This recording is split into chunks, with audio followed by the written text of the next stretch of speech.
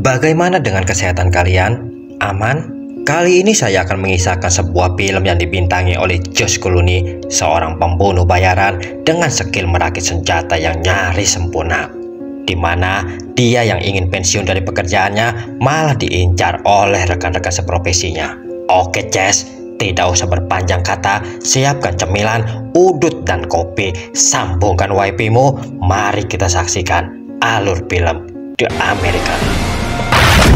Kisah memperlihatkan sang tokoh utama kita yang bernama Jack yang sedang menghabiskan waktu bersama dengan kekasihnya di sebuah pondokan yang ada di Swedia. Hingga mereka yang sedang berjalan di luar pondok tiba-tiba menemukan sebuah jejak kaki yang masih terlihat sangat jelas. Artinya jejak kaki tersebut masihlah baru. Dan selaku seorang pembunuh bayaran yang berpengalaman, tentunya sudahlah sangat terlatih di tengah situasi dan kondisi yang ada. Jack langsung bisa tahu bahaya yang sedang mengintai, hingga alarm di tubuhnya pun mulai bereaksi. Jack lalu menyuruh sang kekasih untuk kembali ke pondok agar bisa menghubungi pihak kepolisian. Akan tetapi Jack tampak menyadari sesuatu, bahwasannya sang kekasih inilah yang telah berkhianat kepadanya, dikarenakan tidak ada satupun orang yang tahu akan keberadaannya mereka di pondok tersebut, kecuali dia dan sang pacar. Beberapa waktu kemudian, Jack sudah terlihat berada di Italia untuk menemui sang bos. Singkat cerita, sang bos yang bernama Papel menemui Jack di sebuah kedai kecil yang sudah Papel arahkan. Mengetahui kalau Jack sedang diincar oleh kelompok mafia, Papel lalu menyarankan agar dirinya bersembunyi saja untuk sementara waktu di sebuah tempat kepunyaannya Papel, dan agar Jack tidak perlu menghubungi, berbicara atau berkawan di daerah itu karena akan sangat berbahaya bagi dirinya dan orang tersebut. Hingga cukuplah Papel saja yang tahu. Sampailah pada momen di mana Jack mengikuti saran dari Papel untuk bisa tinggal di tempat miliknya Papel. Dan agar menjaga kebugarannya, Jack pun tidak lupa untuk melakukan latihan ringan di rumah tersebut. Singkat cerita, Jack yang sedang mencari angin beserta tempat-tempat yang enak secara tidak sengaja bertemu dengan seorang pastor yang bernama Benedito. Kita panggil saja dengan Bento. Melihat seorang pendatang asing di kota yang terpencil seperti itu, tentu saja membuat sang pendeta penasaran hingga dia memulai obrolan dengan menanyakan beberapa hal kepada Jack. Kemudian sang pastor mengundang Jack untuk datang ke rumahnya sambil menikmati segelas anggur pada saat sore hari nanti. Scene lalu memperlihatkan ketika sang bos meminta Jack untuk membuatkan senjata khusus bagi seorang pembunuh bayaran anak buahnya, dan Jack bisa menemui orang yang dimaksud pada keesokan harinya. Mendengar akan hal itu, tentu saja Jack setuju karena pembuatan senjata memang menjadi keahlian khususnya. Ya, hitung-hitung dia mendapatkan satu pekerjaan agar tidak bosan di tempat itu, dan cuannya yang gede bisa digunakan untuk membeli udut atau martabak telur kesukaannya. Dan rezeki memang tidak boleh ditolak, hingga undangan dari Bapak Bento tadi siang diterima juga oleh Jack. Dan kembali, sang bapak agak sedikit penasaran manakala dia menceritakan tentang sejarah kota, akan tetapi terlihat jelas Jack tidak begitu antusias mendengarkannya. Sementara harusnya bagi seorang profesi sebagai fotografer, harusnya Jack mengetahui akan sejarah-sejarah yang nantinya bisa dia eksplor gambarnya. Keesokan harinya, Jack nampak menemui anak buah Papel yang lain yang membutuhkan senjata khusus untuk melakukan pekerjaannya. Dia bernama Matilda, dan di sela perbincangannya, Jack merasakan bahwa mereka telah dipantau oleh seseorang. Dan Jack coba menanyakan akan hal itu kepada Hilda. Akan tetapi Hilda meyakinkan kepada Jack kalau dia datang sendirian dan tidak membawa siapapun. In any case, I'm alone. Pada keesokan harinya, Jack mulai membuatkan spek pesanan dari Hilda, dimulai dengan mengambil paket yang telah dia pesan kemarin. Dan perakitan senjata pun dimulai di dalam rumahnya. Setelah melakukan pekerjaannya, membuat otot-ototnya kaku dan tegang, hingga dia memutuskan untuk mencari sebuah tempat khusus yang bisa mengobati kekakuan. Di sini, Jack berkenalan dengan seorang wanita kupu-kupu subuh yang bernama Clara. Pada keesokan harinya, Jack secara tidak sengaja kembali bertemu dengan Bapak Bento yang mobilnya sedang mogok di jalan. Hingga dia memperbaiki mobil sang bapak. Dan untuk pertolongannya tersebut, sang bapak lalu mengundang Jack untuk makan di rumahnya. Saat sedang makan, Jack lalu coba menanyakan kepada Bento di mana bengkel terdekat yang bisa dia datangi karena ada sesuatu yang dia sedang butuhkan. Sang bapak lalu mengatakan kalau di ujung jalan kota ada sebuah bengkel yang lumayan lengkap, dan kalau Jack ke sana, bilang saja kalau dia yang telah menyuruh Jack untuk datang ke situ. Singkat cerita, Jack mendatangi bengkel kenalan sang bapak dan dia mendapatkan apa saja yang dia perlukan untuk perakitan senjata pesanannya Hilda. Singkat cerita, senjata pesanan Hilda pun sudah rampung dan besok dia akan mencobanya untuk terlebih dahulu untuk menguji apakah senjata tersebut sudah layak pakai atau belum.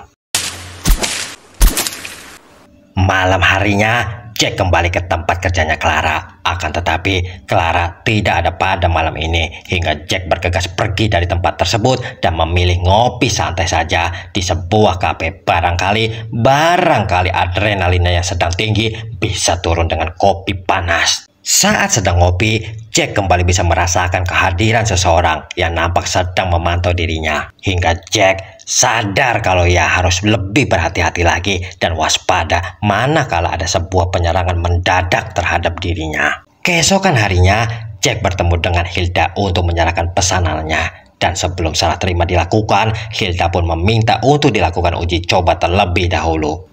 Dan melihat kecakapan dari Hilda dalam merakit senjata membuat Jack terpana akan hal itu, hingga Jack bisa menyimpulkan kalau Hilda ini memang benar seorang pembunuh bayaran kelas wahid. Dengan kecantikannya dan tutur bahasanya yang halus dan terpelajar, tentunya sebuah kamuflase yang bagus, dan pastinya orang-orang tidak akan percaya kalau dia adalah seorang pembunuh bayaran.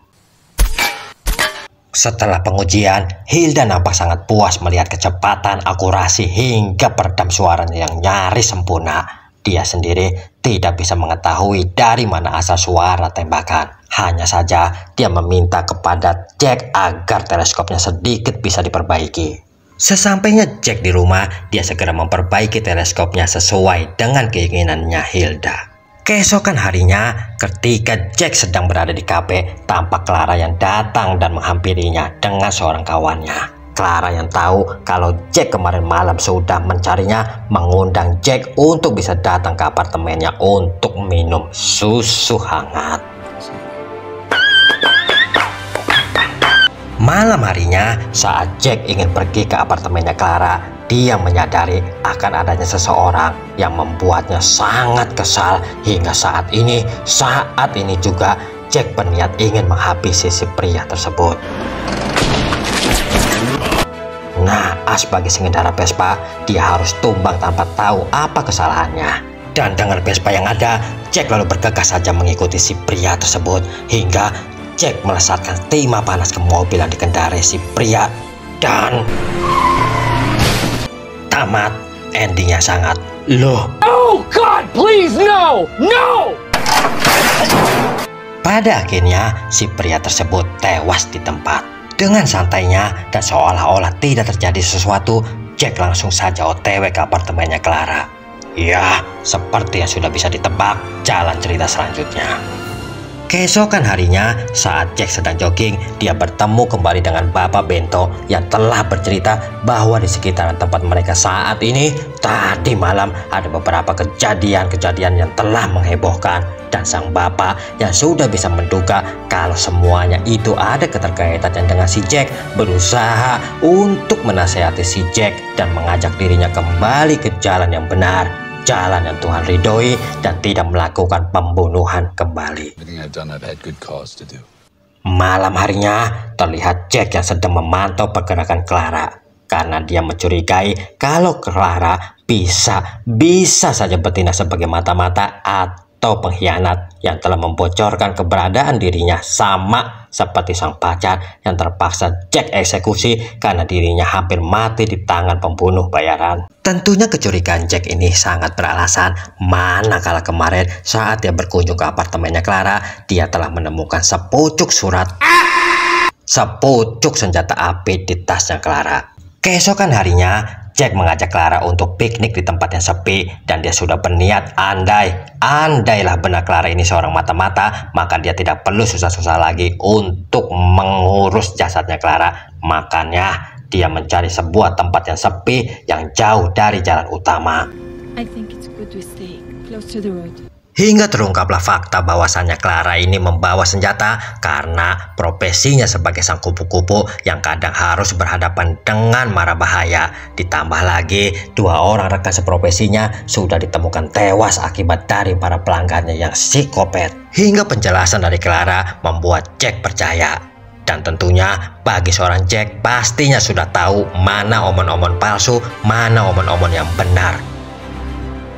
Dan Jack pun berniat untuk mengakhiri semuanya, petualangannya, kehidupan hitamnya. Ditambah saat ini dia sudah menemukan seseorang yang pas, yang bisa dijadikan sebagai pendamping hidupnya. Hingga dia sampaikan keinginan mundurnya sekali lagi kepada Papel.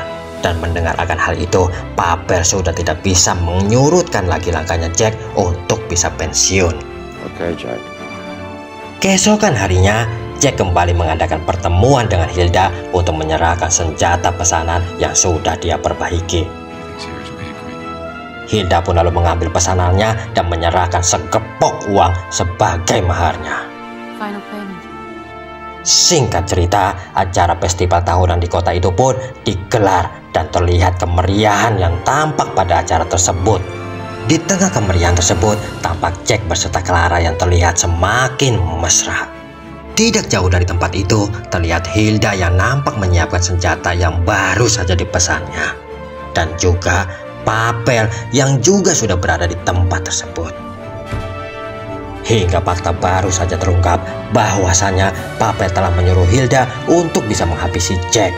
Dan Papel jugalah yang telah menyuruh para pembunuh bayaran di Swedia hingga yang kemarin di tempat itu. Pantas saja tampaknya si Jack selalu bisa ditemukan. Hal ini dilakukan agar posisi Papel aman, dikarenakan Jack yang ingin pensiun tentunya bisa sangat membahayakan bila mana Jack mulai hidup normal lalu berinteraksi dengan orang-orang sekitarnya, sehingga ada percakapan atau omongan yang menyerempet ke arah Papel. Tampak Hilda yang sudah membidik kepalanya Jack, dan pelatuk pun mulai ditarik. Dan my God, tampak peluru tersebut berbalik mengenai Hilda sendiri. Ternyata Jack sudah mengubah senjata tersebut dengan membalikkan pemicunya sehingga pada saat ditembakkan pelurunya akan berbalik mengenai si penembak tersebut. Jack yang sudah mengetahui akan hal itu segera saja menyuruh Clara untuk pergi ke tempat yang kemarin mereka datangi dan menunggu dirinya di sana. Dan dengan keadaan ini sudah bisa dipastikan kalau Jack sudah mengetahui kalau dalang semuanya adalah Papel. Tapi untuk memastikannya, Jack lalu menanyakannya kepada Hilda. Jack lalu berjalan menjauh dari kerumunan dan berharap kalau Papel ada di situ. Alih-alih dia pergi menjauh, malah dia berharap saat ini semuanya bisa berakhir untuknya. Hingga kemudian dengan bergegas, Jack pergi mengendarai mobilnya menuju lokasi di mana Clara sudah menunggu dirinya. Akan tetapi, tampak terlihat akibat dari tembakannya Papel pada dirinya. Hingga ketika Jack sampai di lokasi, dia yang sudah lemas langsung jatuh tersungkur. Eduardo! Entah apakah Jack tewas atau tidak, film pun tamat. Pesan yang bisa kita ambil, cinta kadang bisa membuat seseorang hidup, tapi karena cinta pula lah terkadang kerusakan, kematian banyak terjadi. Jadi jangan banyak-banyak punya cinta, cukup satu saja yang kau cintai dan mencintai dirimu. Akhirnya ya, Jamik.